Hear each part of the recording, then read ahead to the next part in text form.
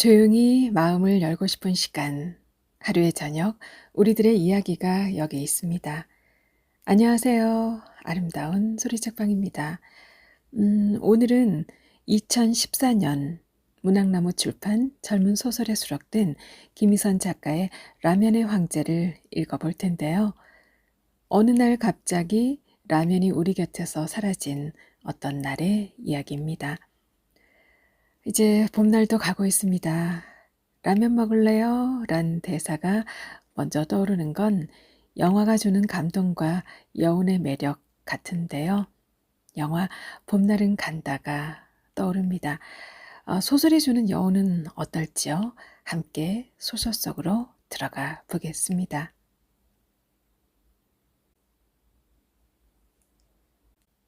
라면의 황제, 김희선. 한때 라면이라는 음식이 있었다.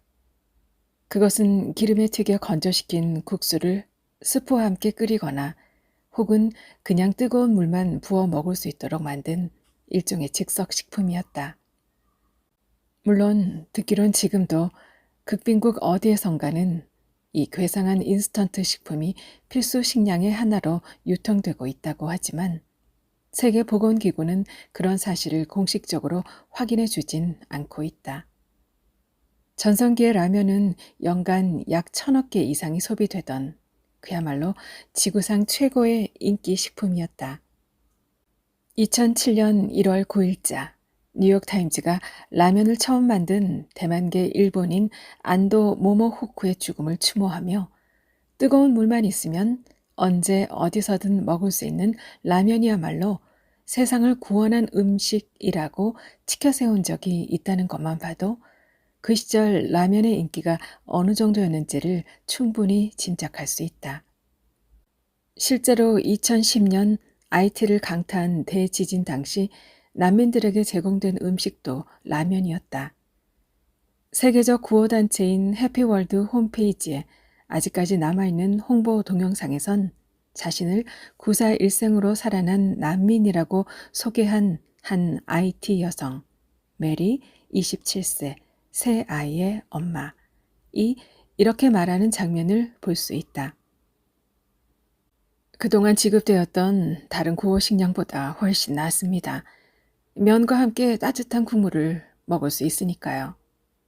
그러면서 여자는 손에 들고 있던 컵라면을 들어 보였고 삽시간에 갈라진 땅이 자신의 아이들을 삼켜버렸다고 외치며 흐느꼈다. 어쨌든 이제는 사라지고 없는, 적어도 선진국에선 말이다. 라면이란 식품이 최고의 인기를 고가한 것은 아마도 2005년 즈음이었던 듯하다. 그해 라면은 지상의 간편식품이라는 스스로의 한계를 깨고 드디어 우주로 진출했으며 한동안, 그러니까 아직 라면 유해론이 완전한 대세로 자리 잡기 전인 2015년 중반까지 우주 비행사의 필수 식량 리스트에 당당히 이름을 올릴 정도로 명성을 얻었기 때문이다. 김기수 씨 역시 2005년쯤 생애 전성기를 누렸다.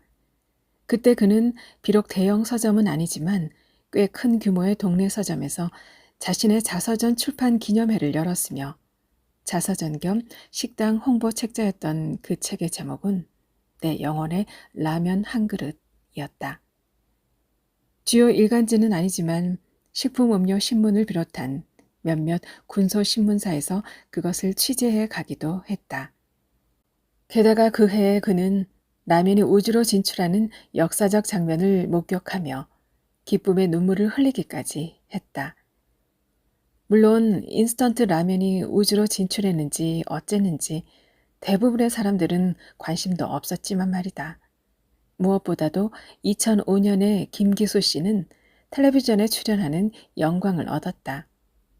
어느 조그만 케이블 방송사가 새로 만든, 그러나 시청률 부진으로 약 2년 뒤 폐지된 기인과 달인을 소개하는 프로그램의 빛바랜 화면 속에서 김기수 씨는 라면 그릇을 들고 환하게, 조금 다른 각도에서 보면 그저 찡그리고 있는 것처럼 보인다고들 하지만 웃고 있다.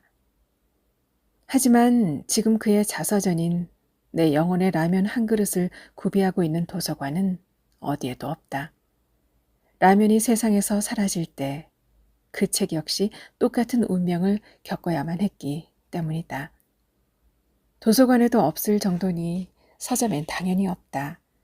서점 직원들은 내 영혼의 라면 한 그릇이요? 처음 들어보는군요. 라고 말하며 고개를 갸우뚱한다. 그들은 그게 식품에 관한 책인지 아니면 일종의 요리책인지 되묻고는 도서 검색용 컴퓨터에 다시 한번 제목을 입력해 본다. 혹시 무척이나 열성적인 직원이 있다면 그가 조용히 서고로 내려가는 것을 볼 수 있으리라. 한참 뒤 그 직원은 먼지가 잔뜩 덮인 책 한 권을 들고 빠르게 걸어온다. 이걸 찾는 건가요? 그의 손에 들려있는 것은 그러나 내 영혼의 닭고기 스프인 경우가 태반이다. 하긴 둘 중 어떤 책이 먼저 나왔고 어떤 책이 먼저 잊혀졌는지 따져보는 것조차 불필요하겠지만 말이다. 어쨌든 만약 정말로 내 영혼의 라면 한 그릇이라는 제목의 책을 보고 싶은 사람이 있다면 그는 서점이나 도서관 대신 차라리 폐지 수집상을 방문하는 게 나을 것이다. 운이 좋으면 WC, 김기수 씨가 말년을 보낸 곳, 인근에 위치한 오래된 폐지 수집상 한 구석에서 파쇄되길 기다리고 있는 내 영혼의 라면 한 그릇을 한 권쯤 찾아낼 수 있을지도 모르기 때문이다. 팔리지 않은 채 출판사, 당연히 자비출판 전문업체를 말한다. 쉽게 말해서 김기수 씨는 그 책을 자기 돈으로 찍어냈던 것이다.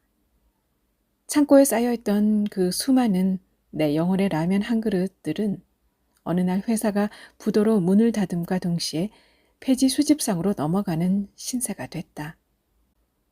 평소 책이라곤 단 한 줄도 읽지 않던 폐지 수집상 주인은 그러나 겉표지에 먹음직스러운 라면 한 그릇이 선명하게 인쇄된 그 기이한 책에 단번에 매료됐다.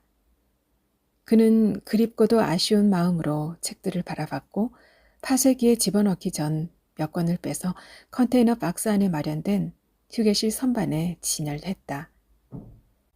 나중에 그가 더 이상 폐지 수집상 일을 하지 못하게 되자 그의 아들 이인호 23살 이 아버지의 일을 물려받았고 휴게실도 새로이 정리됐다. 그는 라면 그림이 그려진 화려한 장정의 책 몇 권이 놓여있던 선반을 치우고 거기에 벽걸이 텔레비전을 달았다. 폐지 수집상의 아들이 그 책들을 다시 떠올리게 되는 건 그로부터 시간이 좀 흐른 뒤의 일이 될 것이었다. WC에서 좀 떨어진 어떤 황량한 공원 묘지에 김기수 씨의 묘비가 있다. 라면은 사라지고 없지만 여전히 건재한 채 활발히 활동하고 있는 라면 동호회 회원들이 해마다 그의 기일이면 이곳에 들러 꽃을 놓고 간다. 사실 그들은 라면을 먹어본 적도 없는 사람들이다. 그들이 태어나기도 전에 라면은 세상에서 자취를 감췄기 때문이다. 하지만 아주 오래전 그 음식을 먹어본 적이 있다는 엄청나게 나이 많은 노인, 허삼식 연령 미상, 이 동호회의 자문 역할을 해주고 있다. 툭하면 이렇게 중얼거리면서 말이다. 그건 진짜 최고의 음식이었어. 아마 자네들은 상상도 못하겠지? 그 따뜻한 국물 맛을.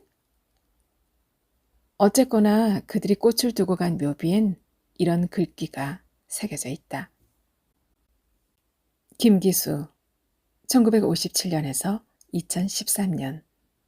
27년간 오직 라면만 먹은 자, 여기 잠들다. 라면 유해로는 20세기 후반 서서히 고개를 들기 시작했다. 기름에 튀겨 건조시킨 면과 각종 첨가물이 들어간 스프가 수만 가지 질병을 비롯하여 우울증이나 폭력 같은 심각한 정신질환까지 유발한다는 연구 결과가 줄을 이었으며 신기하게도 그런 문건들의 결론은 하나같이 똑같았는데 라면은 사람을 죽음에 이르게 할 수 있다. 그 원초적인 문장은 라면 애호가들만이 아니라 어쩔 수 없이 라면을 먹어야 했던 이들에게도 엄청난 공포를 불러일으켰다. 급기야는 현대사회에 헤아릴 수 없이 많은 문제의 주범으로 라면이 지목되기에 이르렀던 것이다. 당시 경제 전문가들은 1인당 라면 소비량이 많은 지역일수록 거주자의 월 평균 소득이 감소한다는 보고서를 내세워 빈곤의 기저에 라면이 있음을 지적했고, 교육 관계자들은 어린 시절 라면 소비량과 명문대 진학률은 반비례한다는 컨설팅 업체 조사 결과를 바탕으로 학교 주변 300m 이내 라면 가게를 모두 추방하자는 법안을 발의했다. 가장 상징적인 장면은 텔레비전 뉴스를 통해 보도됐다. 사악한 의도를 가진 게 거의 확실해 보이는 한 이슬람 청년, 이븐 바투타 25세, 출신국 미상. 이 모 신문사의 마라톤 대회, 종이신문은 이미 지상에서 사라진 지 오래였고 그와 함께 신문사 역시 없어졌지만 기이하게도 신문사의 이름을 딴 달리기 대회만은 계속 남아서 명성을 누리고 있었다. 며칠 전 인천공항에서 체포됐는데 그의 가방 속엔 사제폭탄을 만들려고 한 게 분명해 배는 한국산 압력밥솥 하나와 라면 20봉지가 꽉꽉 채워져 있었던 것이다. 물론 이분 바투타는 폭탄을 만들 의도가 없었다고 항변했으며 라면이 테러리스트들에게 공급할 식량이 아니라고도 말했다. 하지만 그런 그에게 정보국 직원들은 머나먼, 그러나 어딘지는 제대로 알 수 없고 사실 별로 알고 싶지도 않았던 엄청나게 가난한 어느 나라의 10대들이 한쪽 어깨에 구소련에서 쓰다 버린 구식 소총을 맨 채 쓰러져가는 담벼락에 기대어 컵라면을 먹고 있는 영상을 보여주며 자백을 강요했다. 영상을 한참 동안 바라보던 이분 바투타는 갑자기 고개를 푹 숙이더니 털썩 주저앉았다. 그 다음은 어떻게 됐는지 모르지만 여하튼 그건 온 세계를 놀라게 한 테러 미수 사건이었고 라면이 악의 온상이 될 수도 있다는 사실을 극명하게 보여주는 증거로 자리 잡았다. 결국 어느 날부턴가 라면은 죄와 타락의 이미지를 지니게 되었다. 대도시를 빠르게 걷던 시민들은 문득 편의점 유리창 너머를 쳐다봤고 그 안에 쭈그리고 앉아 라면을 먹고 있는 추레한 차림의 사람들을 노려보았다. 어쨌거나 그들은 잠재적인 범죄자였으며 아무 생각 없이 후루룩 마셔버린 국물 속에 유해 물질이 뇌에 침투하여 반사회성과 폭력성을 부추길 게 확실했으니까. 최대 다수의 최대 행복을 해치는 인간들. 그러다가 종국엔 각종 성인병에 걸림으로써 공공의료보험의 재정 악화를 앞당기는데 기여할 것이므로 이었기 때문이다.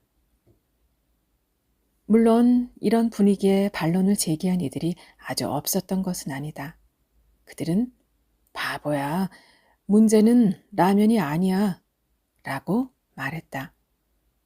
또한 만약 정말로 라면이 세상 모든 문제의 원인이라면 라면이 아직 없던 시절 이 지구 전체를 휘감았던 폭력과 우울의 역사는 무엇을 의미하느냐고도 질문했다. 거기에 합세하여 얼큰한 국물 맛을 결코 포기할 수 없었던 라면 애호가들과 개인은 각자 자신이 먹을 음식을 선택할 자유가 있으며 국가는 그런 것에 간섭해선 안 된다고 믿는 약간의 무정부주의자들.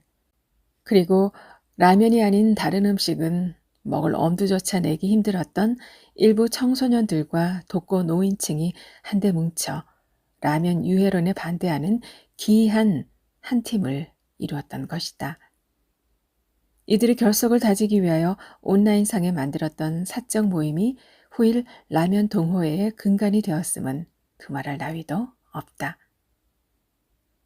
어쨌든 중요한 것은 그중부터 인류가 무엇을 믿어야 하는가 혹은 무엇을 생각해야 하는가 대신 무엇을 먹어야 하는가에 탐닉하기 시작했다는 사실이다. 사람들은 만약 누군가가 세상에서 가장 깨끗하고 건강한 음식을 먹는다면 그의 영혼 역시 세상에서 가장 고결할 것임을, 그리고 그의 지능이나 그의 미래, 그 밖의 모든 것 역시 완전 무결할 것임을 믿어 의심치 않았다.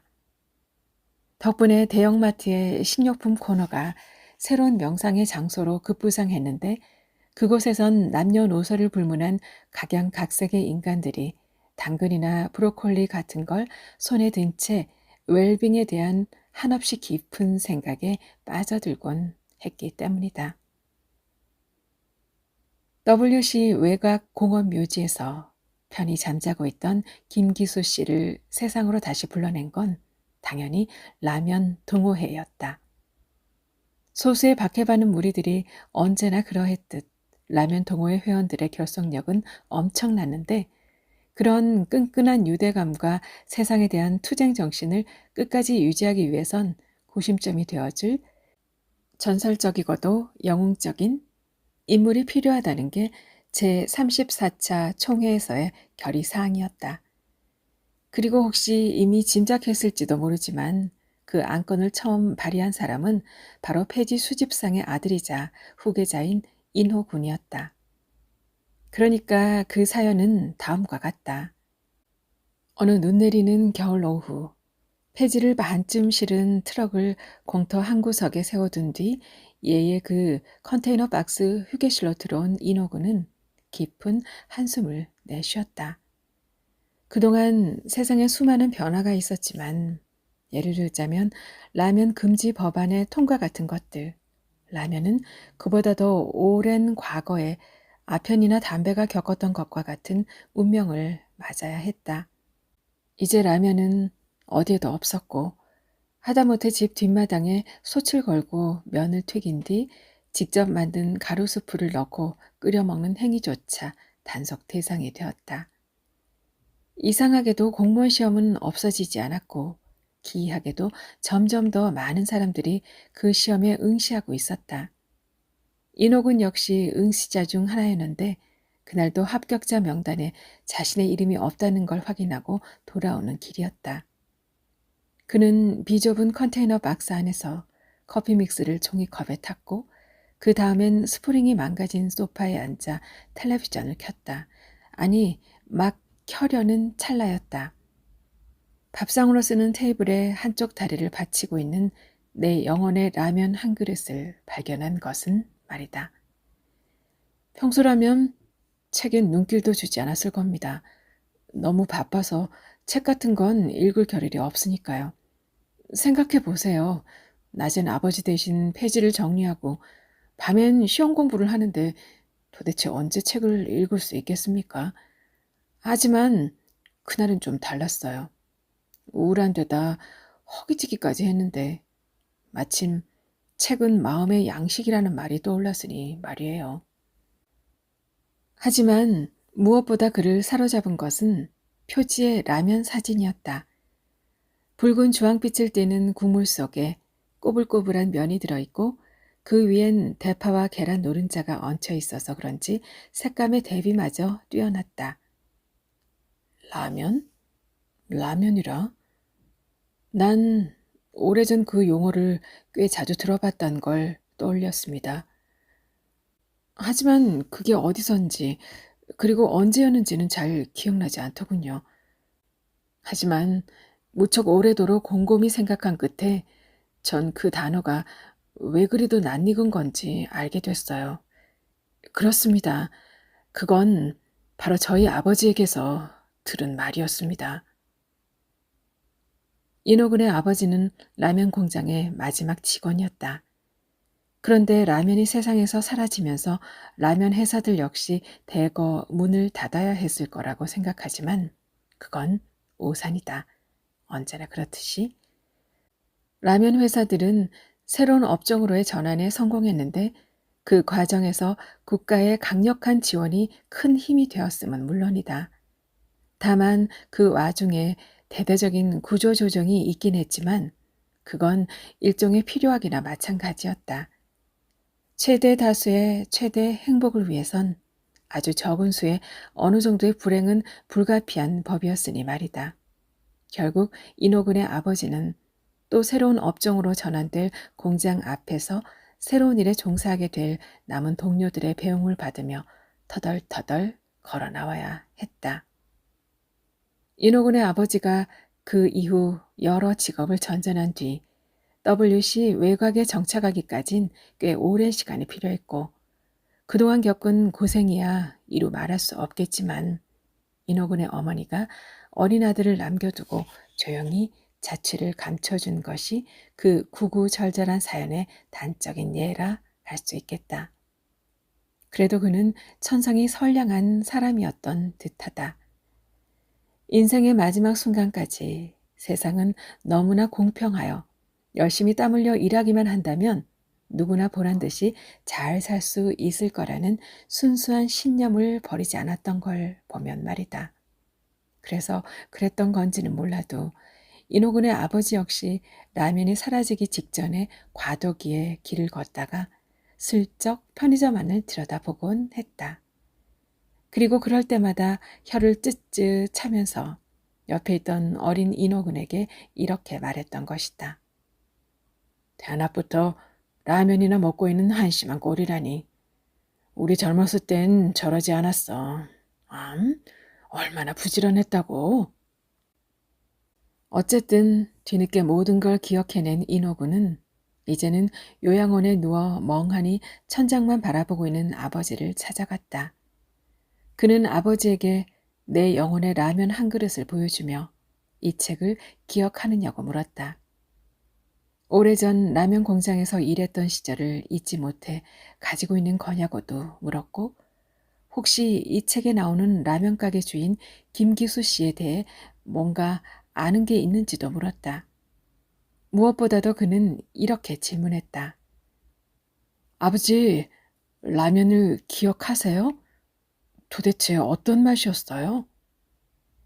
그러면서 그는 책의 중간쯤을 펼쳐 보였는데 그 페이지엔 이런 문장이 적혀 있었다. 사실 인호군은 거기에 밑줄을 2번이나 그어둔 상태였다. 이런 극한의 추위도 라면 한 그릇이면 거뜬히 이겨낼 수 있다. 물론 나중에 인호군은 그 문장이 김기수 씨의 순수한 창작이 아니라 어느 영화의 대사 한마디를 비슷하게 베낀 것임을 알게 됐다. 원작 영화에서 극한의 추위를 이기게 해주는 건 닭튀김이었다.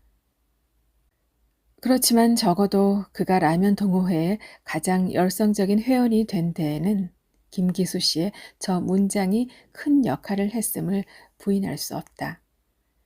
아버지는 저의 모든 물음에 그저 천장만 계속 쳐다볼 뿐이었습니다. 다만 제가 진짜로 라면을 먹으면 저 엄청난 추위를 이겨낼 수 있느냐고 물었을 땐 아주 잠깐 고개를 끄덕였던 것 같기도 하지만요. 실제로 그날은 무척이나 추웠습니다. 밖엔 눈보라가 치고 있었고 먹어보진 못했지만 정말이지 라면 한 그릇만 있다면 모든 게 다 좋아질 것 같은 그런 날이었어요. 김기수 씨는 라면만 먹으면 오래 버티기 분야에 기네스북 신기록을 수립할 뻔한 사람이었다. 본인 스스로가 내 영혼의 라면 한 그릇에서 그렇게 밝히기도 했지만 인호군이 인터넷을 뒤져 찾아낸 어느 오래된 신문, 한국식음료협회의 기관지 형식으로 일주일에 한 번 발행되던 식품음료 신문을 말한다. 의 부고에도 김기수 씨는 그렇게 소개되어 있었다. 여하튼 인호군은 그 부고를 프린트하여 새로 마련한 스크랩북에 풀러 붙였는데 그 내용은 대략 이러했다.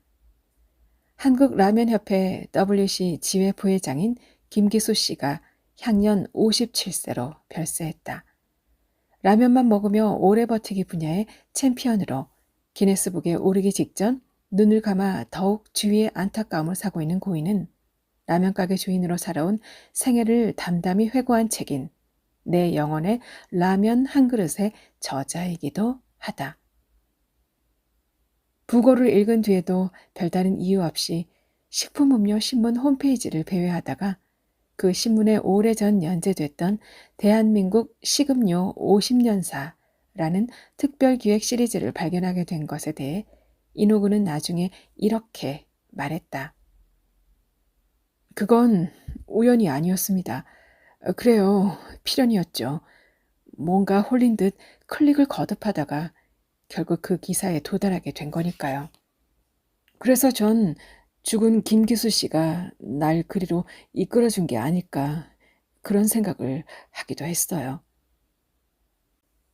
실제로 대한민국 식음료 50년사엔 내 영혼의 라면 한 그릇의 저자에 대한 비하인드 스토리가 잔뜩이라고까진 할 수 없어도 꽤 많이 실려 있었다. 비록 완벽하게 마무리된 연재도 아니었고 중반쯤엔 갑자기 중단되더니 그 후엔 황급히 다른 시리즈로 대체된 흔적이 역력했지만 말이다. 사실 이노구는 모르고 있었지만 그리고 앞으로 알 길도 없겠지만 그 연재물은 오래전 식품음료신문에서 일했던 한 신입 기자의 회심의 역작 같은 것이었다. 입사한 뒤 주로 인물 동정란에 부고 기사나 써왔던 그가 김기수 씨의 부고 역시 그 신문 기자가 작성한 것이었다. 그리고 이때 그는 라면만 27년간 먹었다는 분식집 주인에게 강한 호기심을 느끼게 된다. 처음으로 특별기획 시리즈를 하나 맡게 되었을 때 얼마나 의욕에 차에 있었을지는 새삼 말할 필요조차 없으리라. 그러나 갓 대학을 졸업한 데다 펜은 칼보다 강하다는 둥의 말들이 진짜인 줄 알고 살아온 순진한 젊은이가 대한민국 식음료 50년사라는 시리즈를 기획한 편집장의 깊은 속내까지 이해했을 리는 만무하다. 그렇기에 현대사의 중요한 시기마다 각종 과자와 빵, 밀가루 혹은 설탕이나 조미료 등을 생산함으로써 국가 경제 발전에 견인차 역할을 해왔다는 주요 식품회사 창업주들의 정기를 연재하고자 했던 최초의 기획 의도는 신입 기자가 시리즈를 맡은 즈음부터 좀 이상한 방향으로 흘러가 버리고 말았다. 어느 날부턴가 거기엔 편집장이 기대했던 굵직굵직한 역사적 사건의 감동적인 재현 대신 듣도 보도 못한 식음욕의 종사자의 숨은 사연 같은 것들이 실제와 허구의 기묘한 경계선상에서 연재되기 시작했던 것이다. 다행히 정독하는 이가 거의 없던 데다 하다못해 식음료 업계 관계자들마저도 배달받는 즉시 착착 접어서 냄비 받침 따위로나 쓰던 신문이었기에 그 신입 기자는 꽤 오랫동안 마음대로 글을 쓸 자유를 누렸다. 서너 달쯤 지난 어느 날 문득 궁금해진 편집장이 굳이 그 페이지를 찾아서 펼쳐보기 전까진 말이다. 설탕 대용품 같은 걸 만들어 팔기 시작해서 이제는 한국 경제 전반을 이끄는 위치에까지 오른 어느 회장의 입지전적 스토리가 실려 있어야 할 코너에 난생 처음 보는 라면 가게 주인의 얼굴이 게재되어 있는 걸 본 편집장은 미친 듯이 화를 냈다. 그는 평생 라면만 먹다가 죽은 식당 주인의 얘기 같은 게 왜 대한민국 식음료 50년사에서 다뤄져야 하냐며 주먹으로 책상을 내리쳤다. 그게 아니고요, 편집장님. 전 그저 알고 싶었을 뿐입니다. 라면만 27년간 먹었다는 한 사람의 진실 말이에요. 하긴 그 이야기 자체만으로도 식음료 사반세 기사 정도는 충분하지 않을까 생각하기도 했고. 그러나 기자는 더 이상 해명을 계속하지 못했다. 편집장이 재떨이를 집어던지며 나가라고 소리를 질렀기 때문이다. 결국 그 신입 기자는 쫓겨나는데 그가 맡았던 대한민국 식음료 50년사 역시 중단된 뒤 완전히 다른 방향으로 개편되어 새로이 연재되었음은 물론이다. 여하튼 이노구는 그 오래된 기사들, 시리즈 중 김기수 씨를 다룬 부분은 총 3회에 해당했다. 편집장 때문에 실리지 못했던 마지막 원고가 하나 더 있다는 걸 그는 한참 뒤에나 알게 된다. 을 프린트한 뒤 잘 정리했고 그런 다음엔 스크랩북에 하나하나 꼼꼼하게 붙였다. 그리고 모든 준비가 끝나자 라면 동호회 제34차 총회가 열리는 비밀의 장소라고 하기엔 좀 평범한 대로변 지하의 술집이었지만 를 향해 출발했다. 스크랩 1. 기네스북 월드 레코드. 믿어지지 않은 사실이지만 김기수 씨는 정확히 30세가 되던 해 가을부터 라면을 먹기 시작했다. 즉 그가 시장 안쪽 골목에 처음으로 분식집을 내던 1986년부터였는데 증언에 의하면 죽기 직전 마지막으로 했던 식사 역시 계란과 파를 듬뿍 넣어 끓인 라면이었으니 김기수 씨가 라면만 먹으며 버텨온 세월은 장장 27년에 달한다는 어마어마한 계산이 나오는 것이다. 물론 그가 그동안 정말 라면으로만 하루 세 끼를 해결했는지를 확인할 길은 없다. 왜냐하면 그는 자신의 독특한 식생활을 증명할 만한 어떤 객관적인 자료도 남기지 못했기 때문이다. 여하튼 그런 연유로 라면만 먹으며 오래 버티기 부문의 신기록 갱신 여부 조사를 위해 현장을 찾았던 기네스북 한국지부 심사위원은 어두운 표정으로 고개를 가로저으며 분식집 문을 나서야 했다고 한다. 그에 의하면 김기수 씨가 27년간 라면만 먹으며 살아왔다는 증거로 내놓은 건 27권의 금전 출납부뿐이었다. 김기수 씨는 검은 양복 차림에 구형 디지털 카메라를 목에 건 심사위원 앞에서 그 낡고 오래된 금전 출납부를 한 장씩 넘겨 보였다.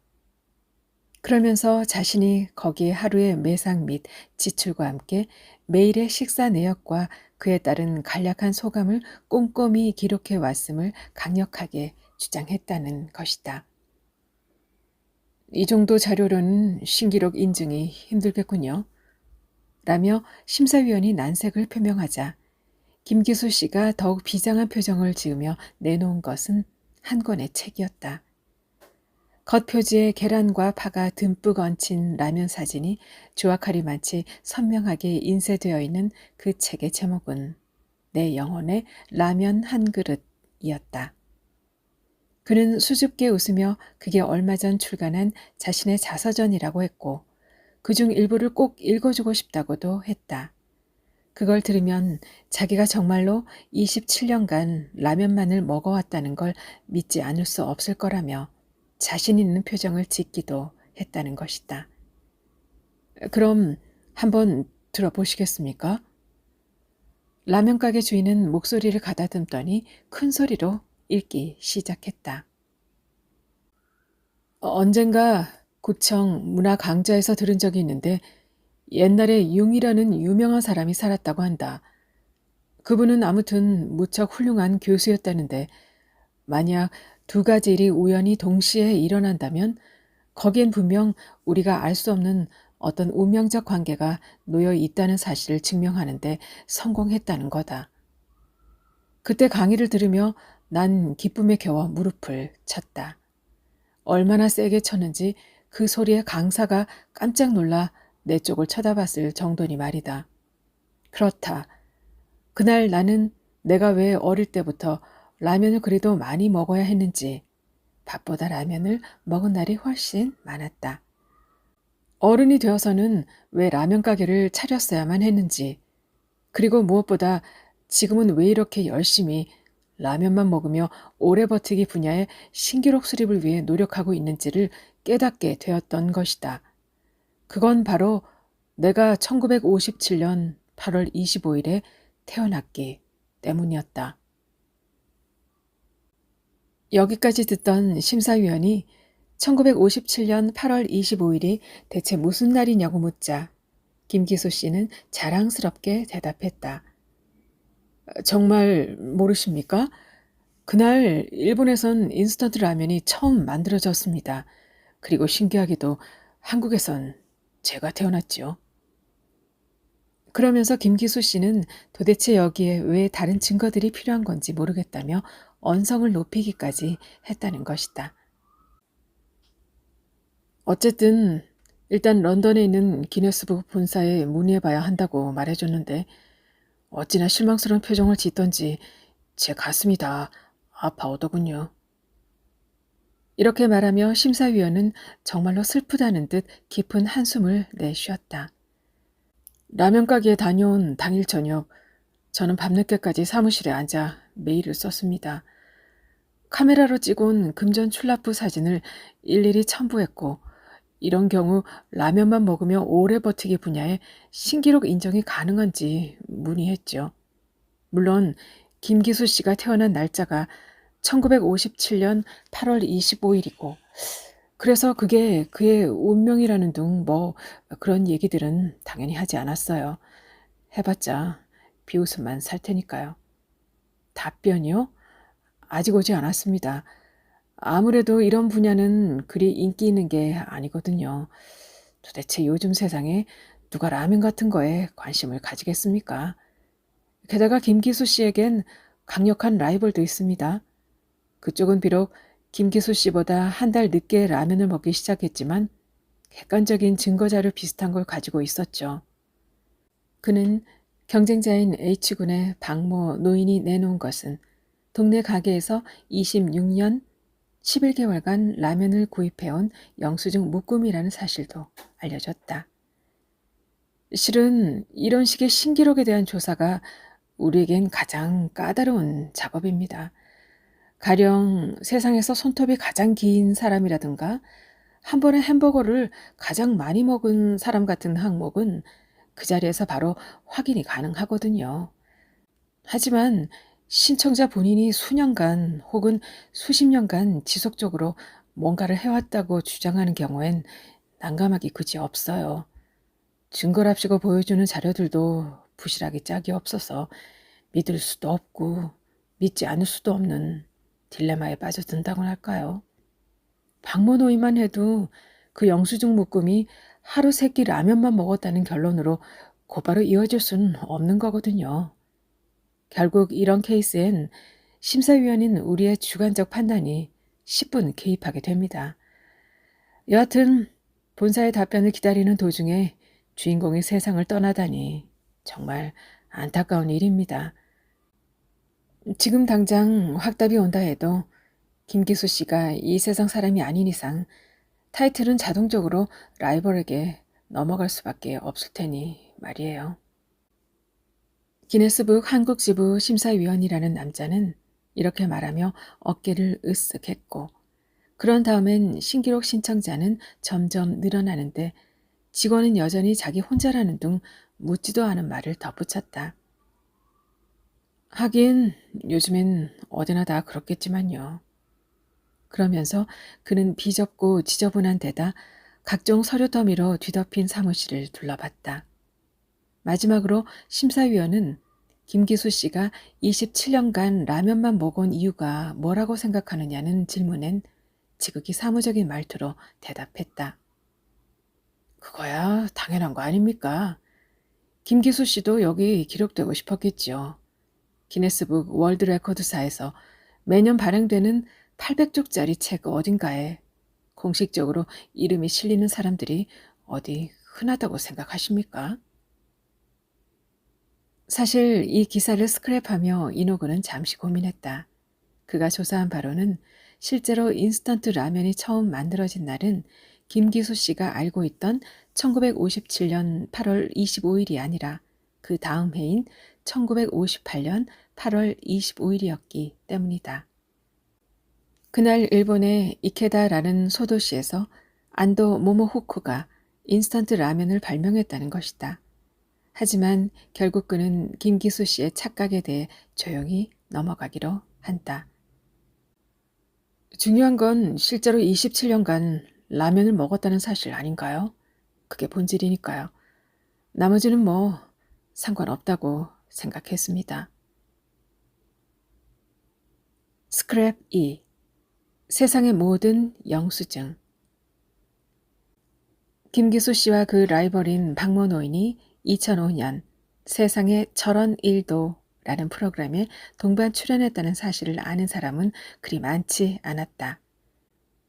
당시 우후죽순처럼 생겨난 흥미 위주의 다큐멘터리 중 하나였던 그 프로그램에서 박모 노인과 김기수 씨는 제35회 방송의 전반부에 해당하는 미연 없인 못 사는 할머니와 그에 이어진 기나긴 보험 광고 끝에 겨우 얼굴을 내밀고 있었다. 어쨌든 거기서 리포터는 어색한 표정으로 카메라를 응시하던 두 사람에게 다음과 같은 질문을 던졌다. 그런데 하루 세끼 라면만 드시는 특별한 이유라도 있습니까? 먼저 대답한 사람은 박모 노인이었다. 그는 한동안 먼 하늘을 쳐다보더니 한숨을 한번 내쉬고는 입을 열었다. 아, 어느 날 갑자기 밥을 못 먹게 됐어.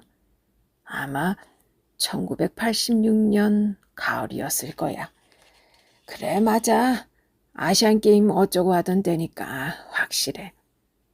저녁 9시 뉴스를 봤는데 이상하게도 그때부터 밥이라고는 한 숟갈도 못 뜨게 됐지. 그런 증세가 그날 본 뉴스 내용과 관계가 있느냐는 리포터의 질문에 노인은 또 한동안 생각에 잠기더니 대답했다.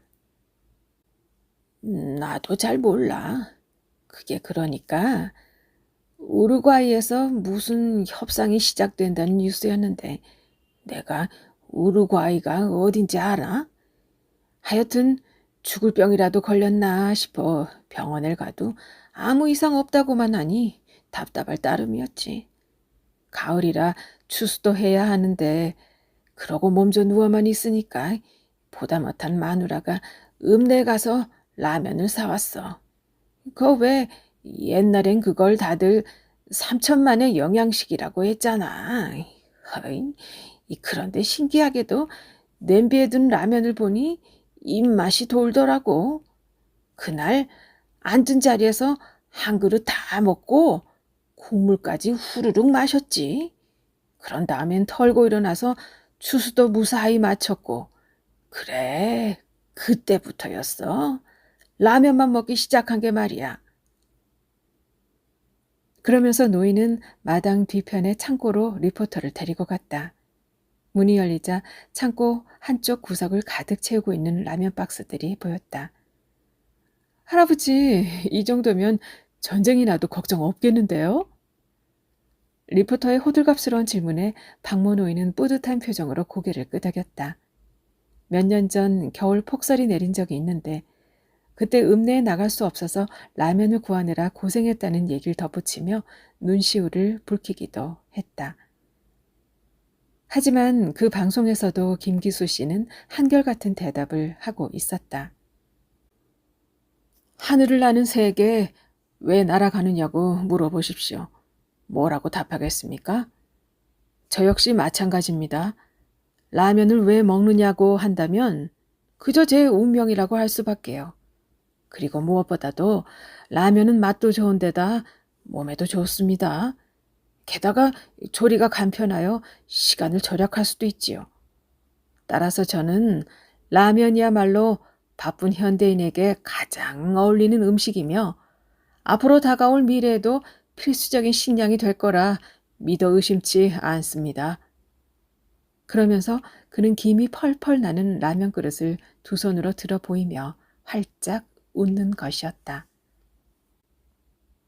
원래 식품음료 신문의 신입 기자는 여기에 이런 문장들을 덧붙였었다. 문득 휴대폰 벨이 울렸다. 잠깐 일시정지 버튼을 누르고 그때 난 인터넷에서 겨우 찾아낸 김기수 씨와 박모 노인의 영상을 시청 중이었는데 전화를 받으며 보니 그렇게 정지된 화면 속에선 라면 가게 주인의 얼굴이 좀 달라 보였다. 뭐랄까 찡그린 것 같다고나 할까? 나는 그 정지 화면을 아주 오래도록 들여다본 뒤 다시 재생 버튼을 눌렀다. 하지만 그는 원고를 보내기 전 그 부분을 삭제했다. 그는 기자였지 소설가가 아니었기 때문이다. 결국 라면만 먹으며 오래 버티기 부문의 신기록 타이틀은 박모 노인에게 돌아갔다. 김기수 씨가 죽은 뒤로도 매일 삼시세끼 라면만 먹은 데다 영수증 역시 꾸준히 모았기 때문이다. 천수를 누린 노인이 죽기 얼마 전 이제는 좀 늙어버린 기네스북 한국지부 심사위원이 여전히 그 오래된 디지털 카메라를 목에 건 채 그의 집으로 찾아왔다. 심사위원의 손엔 신기록 인증서와 그에 발행된 856쪽짜리 기네스북 한 권이 들려 있었다. 노인은 감개무량한 표정으로 책 623쪽에 실린 자신의 이름을 쓰다듬었다. 이러려고 한 일은 아니었는데 라고 말할 땐 목이 메기까지 했다. 나중에 밝혀진 사실이지만 노인이 영수증을 모은 것은 기네스북 도전을 위한 게 아니었다. 장인어른은 원래 그렇게 꼼꼼한 분이셨습니다. 이걸 보세요. 장례식장에서 박모 노인의 맞사위는 울먹이며 말했다. 그가 내놓은 것은 노인이 살아생전에 목숨처럼 아꼈다던 커다란 마분지 상자였다.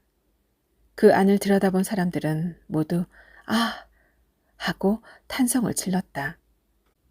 거기엔 노인이 80평생 모아온 각종 영수증들이 연도별, 용도별, 발행처별, 계절별로 깔끔하게 정리되어 있었던 것이다. 상주 노릇을 하고 있던 사위는 그의 장인이 아주 오래전 어느 날 영수증을 잃어버려서 수도요금을 2번 낸 뒤로 이렇게 모든 영수증을 모으는 버릇이 생겼다며 다시 한번 눈물을 흘렸고 그런 다음 상자를 조심스레 관 옆에 내려놓았다. 스크랩 3. 내 영혼의 라면 한 그릇. 어느 교수 겸 방송인이 진행하는 텔레비전 토크쇼에 출연하지만 않았어도 김기수 씨가 그런 선택을 하지 않았을 거라는 게 당시 그를 아는 사람들의 전반적인 의견이었다. 그는 과량의 수면제를 라면에 녹여 먹은 뒤 잠자듯 숨을 거뒀다. 경찰은 김기수 씨의 죽음을 자살이라고 결론 지었으나 오랜 세월을 함께했던 주방 보조이자 라면 가게의 유일한 종업원이었던 허삼식은 그가 결코 그런 선택을 할 사람이 아니라고 끝까지 주장했다. 다만 너무 피곤해서 한숨 푹 자려다가 그만 실수로 치사량의 약을 먹은 게 확실하다는 것이었다. 그 말을 들은 또 다른 지인들은 하긴 산전수전 다 겪은 김기수 씨가 겨우 그깟 일 하나 때문에 방송 출연 당시 겪은 일, 수면제를 삼켰을 리가 없다며 고개를 끄덕이기도 했다. 어쨌거나 결국 진실은 밝혀지지 않았고 김기수 씨는 빠르게 잊혀졌다. 사실 지방 소도시 라면 가게 주인이 어떤 이유로 죽었는가는 그리 중요한 문제가 아니었으니 당연한 결과이기도 했지만 말이다. 주인이 갑자기 죽어버린 뒤 텅 비어있던 라면 가게는 그로부터 몇 년 후 재래시장이 현대적인 종합 쇼핑몰로 재개발될 때 헐리는 수순을 맞이했다. 일설에 의하면 그날, 그러니까 그 오래된 단층 건물을 철거하기 위해 안전모를 쓴 사람들이 나왔던 날, 멀리서 누군가가 안 돼! 잠깐만! 이라고 외치며 허겁지겁 달려왔다는 것이다. 그들은 그가 이런 일에 흔히 따라붙는 철거 반대 시위자라고 생각했고 당연히 길을 막아섰다. 하지만 막상 마주하고 보니 그는 시위대 치곤 너무 나이가 많아 보였고 무엇보다도 혼자인 게 확실했다. 주변에서 팔짱을 끼고 그 사태를 지켜본 몇몇 시장 상인들에 의하면 뒤늦게 나타나 제발 들어가게 해주시오 라고 애원한 그 남자는 예전의 주방 보조 허삼식이었다. 얼굴이 확실히 기억나진 않지만 어쨌든 그렇게 보였다는 것이다. 결국 그 늙어버린 주방 보조는 아주 잠깐 동안 철거 직전에 라면 가게에 진입하는데 성공했다. 그는 전기가 끊긴 지 오래되어 대낮에도 어두컴컴한 식당 안에서 망연자실한 듯 서 있었고 그런 다음엔 녹슨 철제 의자와 테이블 다리를 손으로 쓸어봤으며 마지막으로 먼지가 뽀얗게 덮인 카운터로 천천히 다가갔다고 한다. 그러고는 그때까지도 거기 쌓여있던 27권의 금전 출납부와 표지가 다 닳아버린 내 영혼의 라면 한 그릇을 챙겨 들고 온 마분지 상자에 소중히 담더라는 것이다. 이후는 목격자들의 증언이 좀 엇갈리는데 어떤 이들은 그가 철거반원들에게 그럼 수고들 하시오 라는 인사를 남기고 처음과는 반대 방향으로 걸어갔다고 했고, 또 어떤 이들은 그가 별다른 인사 없이 눈이 부신 듯 얼굴을 찡그리며 원래 나타났던 방향으로 사라졌다고 주장했다. 다시 토크쇼 얘기로 돌아가자면 원래 식품영양학을 전공한 모 대학 겸임 교수였던 그 방송인은 2000년대 들어 급증한 식생활 관련 프로그램에 잠깐씩 얼굴을 내밀며 이름을 알리기 시작했다.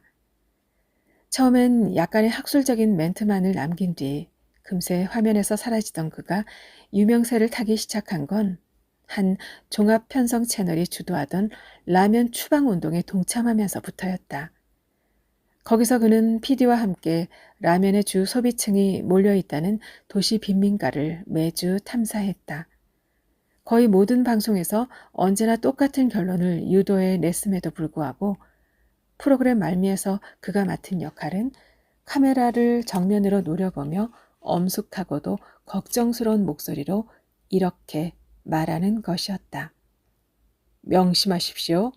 라면은 당신을 죽음에 이르게 할 수도 있습니다.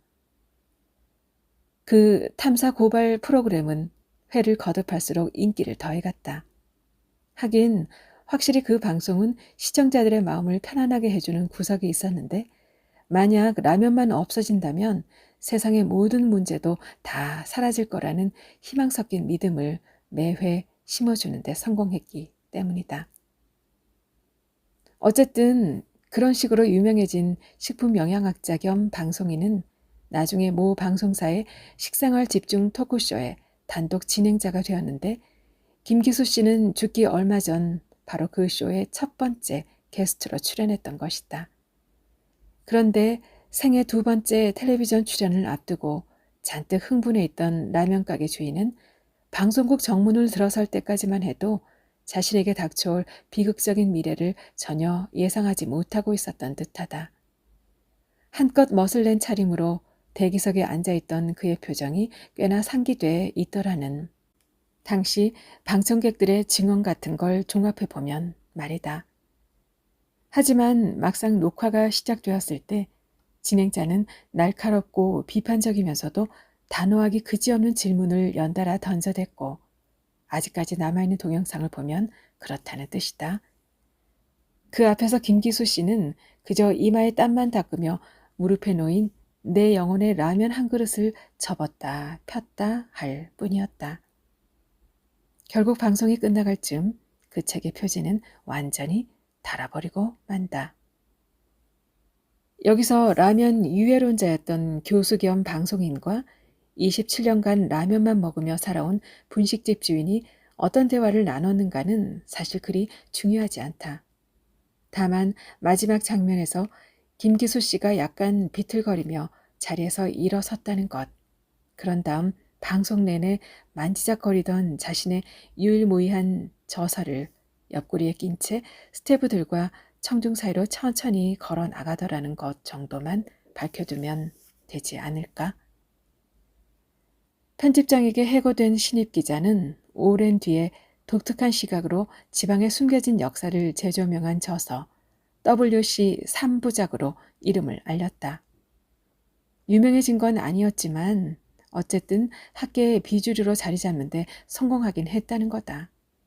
그는 네 번째 책을 쓰기 위하여 당시에 사회 문제화되어 있던 라면 동호회를 조사하기로 마음먹었다. 무엇보다도 그 기이한 지하 조직.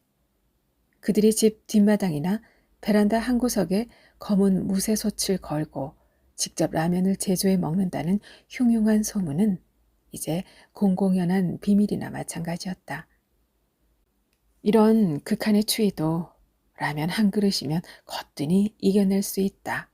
가 그 조직의 모토라고 했는데 또 어떤 이들은 김기수 씨가 자서전의 맨 마지막에 썼던 말인 나는 끓였고 사람들은 먹었다.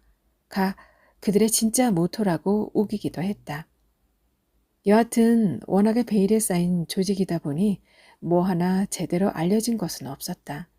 그럼에도 스스로 라면을 만들어 먹자는 반정부적이고 위험한 발상은 들불처럼 번져나갔고 이젠 사회의 어떤 징후 같은 게 되어 있었던 것이다. 의 리더가 WC 출신이라는 풍문이 전직 기자인 향토 사학자의 마음을 끌었다.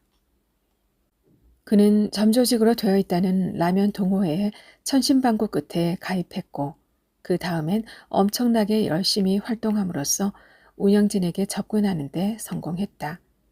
그리고 자신만의 비밀을 내어주겠다고 약속함으로써 그건 바로 연재가 중단되어 싣지 못했던 대한민국 식음료 50년사의 마지막 원고였다. 조직의 리더가 된 인호군을 만나는데 성공했다. 그 둘은 인호군이 여전히 거주하고 있던 WC 외곽의 컨테이너 박스. 그의 아버지는 이제 세상에 없다고 했다. 그는 공무원 시험 같은 건 애당초 포기했다며 피식 웃었으나 테이블엔 아직도 각종 문제집들이 쌓여 있었다. 에서 만남을 가졌다. 여러 가지 이야기 끝에 그 향토 사학자는 이렇게 물었다. 당신들은 왜 하필이면 김기수 씨를 동호회의 구심점으로 택했습니까? 실제로 신기록을 수립한 사람은 박모 노인인데 말입니다. 그러자 인호군은 사학자에게 커피 믹스를 탄 종이컵을 내밀며 말했다. 우리 역시 처음엔 많은 논쟁을 벌였습니다. 김기수 씨로 하느냐 박모 노인으로 하느냐를 두고 말이에요. 개중엔 그런 영웅적이고 전설적인 인물이 굳이 왜 필요하냐며 아예 반대한 사람도 있었고요. 그런데 말입니다. 죽은 김기수 씨에겐 박모 노인에겐 없는 뭔가가 있었습니다. 라면이 곧 운명인자 특유의 그 느낌. 그걸 뭐라고 해야 할진 잘 모르겠지만 여하튼 우리에겐 바로 그런 이미지가 필요했던 겁니다. 아시겠어요? 그러면서 인호군이 꺼내 보여준 것은 사람의 얼굴이 그려진 흰색 티셔츠였다. 김기수 씨의 캐리커처예요. 앞으로 라면 동호회의 트레이드 마크가 될 겁니다. 어떻습니까? 원한다면 한 장 드릴 수도 있어요. 향토 사학자는 그 티셔츠의 프린트를 의아하다는 듯 한참 동안 들여다봤다. 그가 알고 있던 자서전 표지 안쪽의 사진과는 많이 달랐기 때문이다. 이건... 그래요. 사실 그건 우리 동호회 멤버 중 하나의 얼굴이에요. 아무래도 실제 사진보단 이쪽이 훨씬 잘 어울리니까요. 하지만 그게 또 뭔 상관입니까? 중요한 건 김기수 씨가 라면만 27년간 먹은 그야말로 진정한 영웅이라는 사실 아니겠어요? 취재가 끝난 뒤 향토 사학자는 차를 몰고 집으로 돌아왔다. 신발을 벗고 자동차 열쇠를 탁자에 올려놓은 다음에야 그는 인호군에게 약속한 원고를 건네주지 않았음을 깨달았다. 그것은 아주 오래전 김기수 씨의 젊은 시절을 기억하고 있다는 한 만두가게 노인과의 인터뷰를 기록한 글이었는데 당시 그는 특히나 다음과 같이 끝낸 마지막 문단에 애착을 가졌었다. 사실 그 문단이 너무 마음에 들어 연재가 중단된 것을 더욱 슬퍼했던 건지도 모른다. 그러면서도 노인은 연신 찜통에서 만두를 꺼내 유리장 앞에 진열하고 있었다. 나는 김기수 씨가 죽었다는 말을 차마 하지 못한 채 만두를 먹었고 마지막으로 물을 마시며 넌지시 물었다. 예전에 김기수 씨가 여기서 장사를 할 때 하루도 거르지 않고 세끼 라면만 먹었다고 하더라고요. 도대체 왜 그랬던 건지 혹시 짐작가는 이유 같은 건 없으세요? 거대한 밀대로 반죽을 밀던 노인은 의아하다는 듯 나를 쳐다봤다. 이유? 아니, 그거야 당연한 거잖아. 라면 가게를 하니까 하루 세끼 라면만 먹은 거지. 난 지금도 하루 세 끼 만두만 먹는다고. 그러면서 노인은 별 싱거운 사람 다 보겠다는 듯 혀를 찼다. 만두값을 치른 뒤 가게 밖으로 나온 나는 어두침침한 시장 골목을 천천히 걸었다. 그러다가 문득 뒤를 돌아보니 찜통에선 여전히 구름 같은 연기가 피어오르고 있었다. 결국 그는 뒷주머니에 꽂고 있던 그 종이 뭉치를 책상 아래 둔 마분지 상자에 집어넣고 뚜껑을 닫았다. 인호군에게 다시 연락을 해서 약속했던 원고를 주겠다고 말할까도 생각했지만 곧 머리를 흔들었다. 굳이 그럴 필요까진 없을 것 같았기 때문이다. 그 이후 향토 사학자는 인호군의 소식을 듣지 못했다. 라면 동호회 본부, 알고 보니 그 컨테이너 박스였다. 경찰의 급습을 받아 와해됐다는 말도 있었지만 사실 여부는 확인할 수 없었다. 어쨌든 거기서 경찰은 몇 개의 솥과 식용유 2통, 그리고 밀가루 서너 포대 등을 증거물로 압수했다고 한다. 그렇다고 해서 라면이 사라졌느냐 하면 그건 절대 아니었다. 라면은 그 후로도 언제까지나 명맥을 이어갔고 지금도 여전히 비가 추적추적 내리는 춥고 을씨년스러운 날이면 어딘가에서 라면 끓이는 냄새가 지표를 뚫고 피어올라 지나가는 이의 마음을 흔들어 놓고 있지 않은가. 김기수 씨의 기일엔 매년 꽃이 놓였다. 물론 어쩌다가 간혹 놓이지 않는 해도 있었지만 말이다.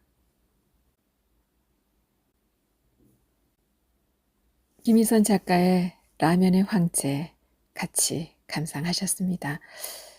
라면 먹고 싶네요. 그렇지 않으세요? 맛있는 시간, 행복한 시간 보내시고 저는 다음 시간에 또 찾아뵐게요. 여기는 아름다운 소리 책방이었습니다. 모두 안녕.